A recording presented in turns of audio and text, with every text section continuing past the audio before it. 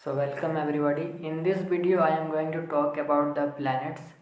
तो सबसे पहले ग्रह क्या होते हैं और कितने होते हैं वो समझ लेते हैं। तो इन द वैदिक सिस्टम, हमारे इंडियन जो सिस्टम है वो वैदिक वाली है। बहुत लोग वेस्टर्न भी फॉलो करते हैं। तो इन द वैदिक 9 प्लैनेट्स आर प्रोमिनेंट, 9 ग्रह आपने सुना होगा। और वेस्टर्न में और भी एक्स्ट्रा प्लैनेट्स ऐड हैं, जैसे कि यूरेनस, नेपच्यून, प्लूटो और भी कुछ कुछ हैं स्टार्स। उसको भी वो लोग प्रिडिक्शन में यूज़ करते हैं। बट हम मोस्टली वैदिक को ही पढ़ेंगे और ये सही भी है, सही सिस्टम है। उन्होंने अपना डेवलप कर लिया है कुछ, पर वो उतना एक्यूरेट है नहीं, क्योंकि ये जो सिस्टम है ये सिस्टम के अनुसार ही हम चलेंगे। तो सबसे जो पहला प्लैनेट है वो है सन।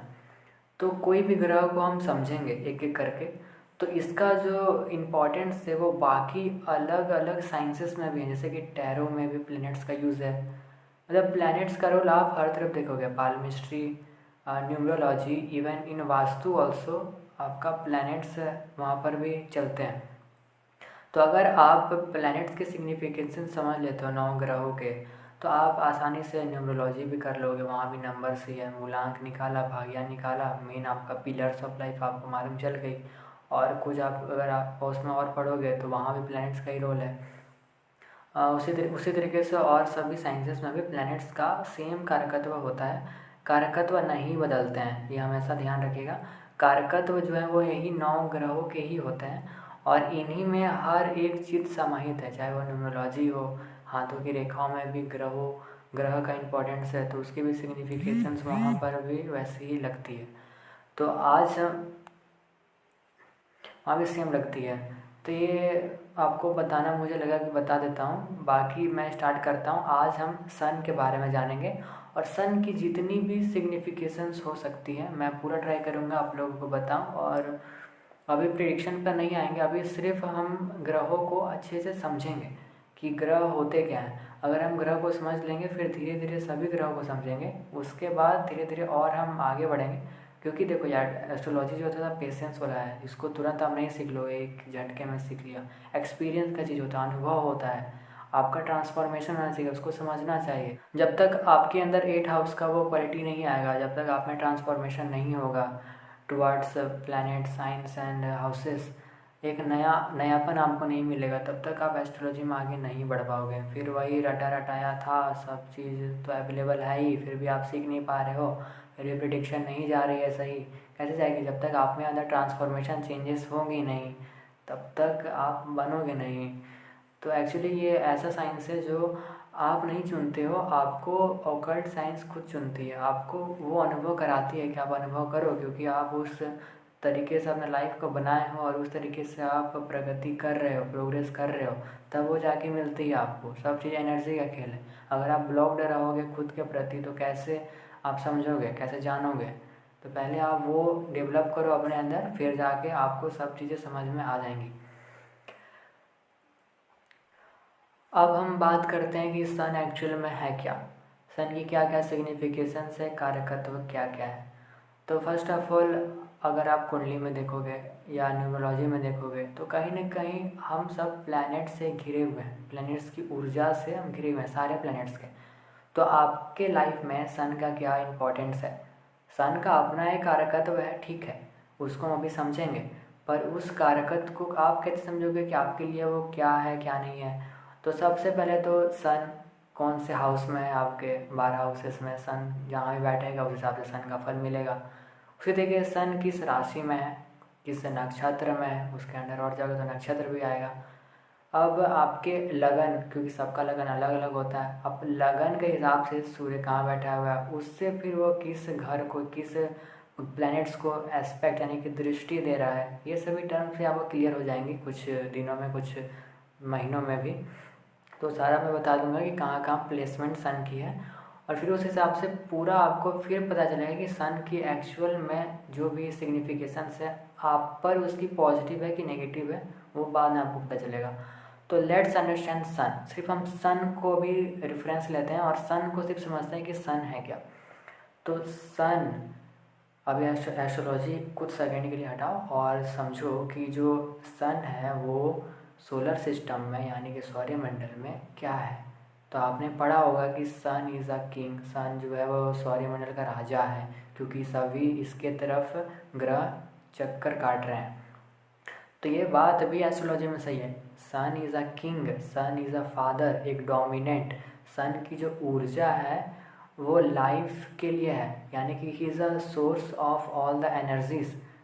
मतलब सोर्स है, मतलब एक मूल इसका है। तो मूल मतलब यानी कि आत्मा, इसीलिए सन को है जो आत्मा कारक बोलते हैं। ये हमारा सोल है, हमारी वाइटलिटी है, हमारी हेल्थ है, हमारा करेज है, हमारे अंदर जो भी ऊर्जा है, ऊर्जा एनर्जी, वो सन है।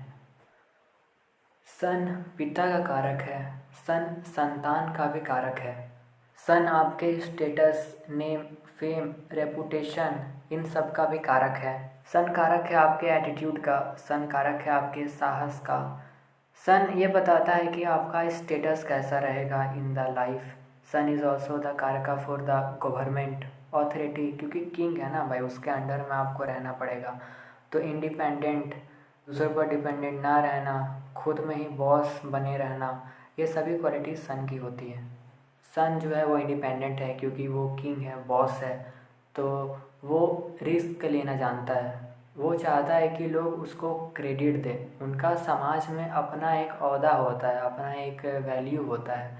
वो वैल्यू वो चाहते ही हैं, वो रिस्क लेंगे ही लेंगे, कुछ ऐसा करेंगे जहाँ पर उनकी जो प्रोमिनेंस है वो कुछ ऐसा ज़रूर करते हैं। वो मतलब खाली बैठ ही नहीं सकते हैं सन वाले, अगर उनका पॉजिटिव सन है तो वो कुछ ऐसा करेंगे जहाँ समाज में उनका एक स्टेटस हो, एक वैल्यू हो, उनकी एक आइडेंटिटी हो, और लोग उन्हें फॉलो करें, मतलब वो क्रेडिट चाहते हैं और उससे। तो ऐसे लोग होते हैं सन वाले, या जिनका सन प्रोमिनेंट है, या न्यूमरोलॉजी में जिनका 1 नंबर ज़्यादा है। तो ऐसे व्यक्ति मैं में ज़्यादा रहता है, थोड़ा सा अहम होता है, ईगो होता है। इसीलिए सन जो है वो क्रूर ग्रह है। सन जो है वो आपका आत्मा कारक है। आप कुछ हो, ये बहुत ही अच्छी बात है जो सन कहता है, आप कुछ हो। पर सब कुछ हो तो यह ज़्यादा थोड़ा सा प्रोमिनेंस हो जाएगा सन की क्वालिटी, वो आपको ईगो में डाल देता है, तो वो नहीं होनी चाहिए। आप कुछ हो ये ज़रूरी है, पर आप सब कुछ हो ये ज़रूरी नहीं होनी चाहिए। सन जो है वो आपके आत्मा कारक है। आत्मा कारक यानी कि सेल्फ रियलाइजेशन। तो सन जो है बहुत ही बेनिफिक है। सेल्फ रियलाइजेशन होना या इनलाइटमेंट होना, स्पिरिचुअल प्रोग्रेस होना, तो वो भी आपका सन ही बताएगा, क्योंकि सन जो है वो आत्मा कारक है। आत्मा तक पहुंचना ये बहुत सा स्पिरिचुअल टॉपिक है, लेकिन सन से ही हम देखेंगे कि आपकी सोल कैसी है। हम सन से ही देखेंगे कि आपकी जो आत्मा है वो कैसी है। अब आप बोलोगे भाई आत्मा की भी पॉजिटिव नेगेटिव होती है, तो ये देखो ऊर्जा जो है वो पॉजिटिव है नेगेटिव होती है। आत्मा आप मानो कि नहीं मानो, क्योंकि शास्त्रों में तो लिखा हुआ है कि सन इज़ अ कारका ऑफ आत्मा, सेल्फ कारक है वो, आत्मा कारक है। पितृ कारक भी है, आपके जो पास्ट लाइफ में जो पितृ थे या हैं, तो ये तो लिखा हुआ है, पर आप मानो नहीं मानो ये तो आपकी चॉइस है, पर है फैक्ट यही है कि सन इज़ अ आत्मा कारका। और आपकी आत्मा पॉजिटिव है कि नेगेटिव है वो हम कैसे पता करेंगे? अगर सन आपका मैलिफिक इन्फ्लुएंस नहीं है, सन जो है वो नेगेटिव हाउसेस में नहीं है, तो चांसेस हैं कि आप स्पिरिचुअल नहीं होगे। आपको आत्मा की अ भी नहीं समझ में आएगी पूरे लाइफ में। वहीं जिनके सन के ऊपर पॉजिटिव इन्फ्लुएंस है किसका? बेनिफिक प्लैनेट्स का, लाइक जुपिटर या कोई ऐसे ग्रह जो संन्यास को दिखाते हैं, जो आत्मा की तरफ आपको ले जाते हैं, जैसे कि शनि हो गया। अगर शनि आपका जुपिटर यानी कि बृहस्पति अगर सन पर नज़र डाल दे या उसके साथ हो जाए, तो बंदा आत्मा स्मरण कर लेता है, उसको इनलाइटमेंट मिल जाती है इसी धरती पर, फिर उसका रिबर्थ नहीं होता है। ऐसा संन्यास योग होता है। इसको अगर हम लोग समझें तो ये सन, जुपिटर, सैटर्न, ये तीनों मिला के संन्यास योग पैदा करता है। ऐसा पर्सन निश्चित ही स्पिरिचुअल प्रोग्रेस करता है, उसको इनलाइटमेंट मिल जाती है, वो अपने अंदर सेल्फ को जान लेता है। तो बहुत सारे योग होंगे सन को लेकर, सन के बहुत सारे योग हैं, हम बाद में देखेंगे, पर ये बेसिक्स था। सन जो है वो थोड़ा सा प्राउड फील करता है अपने आप को लेकर, वो ज़्यादा अपना टाइम वेस्ट नहीं करता है। जिनका भी सन अच्छा होता है, जिनका सन अच्छा होता है, उनकी हेल्थ और उनकी हाइट बहुत ही स्ट्रेट फॉरवर्ड होंगे और बोलेंगे 2 पॉइंट बात करो ना भाई, घुमा फिरा के नहीं। सोल है तो 2 पॉइंट बात करेगा कि अंदर में बात चली जाए ऐसा बात बोलो और निकलो। तो ये होता है। सन जो है वो अगर भगवान की बात करें तो सूर्यवंशी राम, तो राम जो भगवान है उसको समझना है तो आपको, और वहीं चंद्रमा का श्री कृष्ण से। अगर आपका सन कुछ ज़्यादा ही प्रोमिनेंस में आ जाता है कुछ गलत तरीके से, तो खुद को ज़्यादा बॉसी बना देता है, औरों को रोकना शुरू कर देते हैं ऐसे लोग, औरों को डोमिनेट करना शुरू कर देते हैं, अपना ही चलाते हैं। समझ रहे हो ना? जैसे गवर्नमेंट जो लोग होते हैं उनको ज़्यादा अकड़ हो जाता है उनमें कि भाई मेरे में कुछ तो है, मैं ही सब कुछ हूँ। तो ये थोड़ा सा नेगेटिव है, मतलब नेगेटिव साइड है सन का, तो ऐसा नहीं होना चाहिए। बैलेंस बना के रखो तब सन आपका बहुत ही अच्छा काम करेगा। सन वाले कभी किसी को ज़्यादा नहीं समझते हैं, अपना टिप्पणी इनको हमेशा देना ही रहता है। ऐसा व्यक्ति किसी का सुनते ही नहीं, हमेशा भाई मेरा कुछ होना चाहिए, मैं बोलूँगा तो बोलूँगा कुछ भी हो जाए। तो सन वाले ऐसे होते हैं, अगर आपका पॉजिटिव है तब। अगर थोड़ा सा कैरियर वाइज को देखिए सन के बारे में, तो ऐसे लोग थोड़ा सा हाई अथॉरिटी वाले होते हैं, इनके अंडर में लोग काम करना पसंद करते हैं, या ये चाहते हैं कि मैं औरों को एम्प्लॉयमेंट दूँ, मतलब झुक के नहीं रहेंगे, ये तो फिक्स है इनका। और ये हल्का सा बॉसी टाइप के होंगे, थोड़ा सा करेजियस होंगे, तो कुछ ना कुछ अपने लाइफ में करेंगे ज़रूर। एक्शन ओरिएंटेड होते हैं ऐसे व्यक्ति सन वाले। बाकी गवर्नमेंट से इनका ज़्यादा कनेक्शन होता है, क्योंकि गवर्नमेंट जो थोड़ा सा हाई पोस्ट वाले लोग होते हैं वो सरकार, मतलब सरकारी, मतलब समझ रहे हो ना, सरकार है भाई, सिस्टम है, तो ये सिस्टम वाले जो होते हैं वो भाई सन वाले होते हैं आपके। तो ये था सन के बारे में जितना मुझे मालूम था, और भी हैं। सिग्निफिकेशन जो है वो बहुत ज़्यादा है, मतलब लिमिटेड नहीं है। आप आसपास ऑब्जर्व करके भी सन को समझ सकते हो, या अपनी कुंडली में या आसपास की कुंडली पर रिसर्च करो और देखो कि इनका सन किस तरीके से है।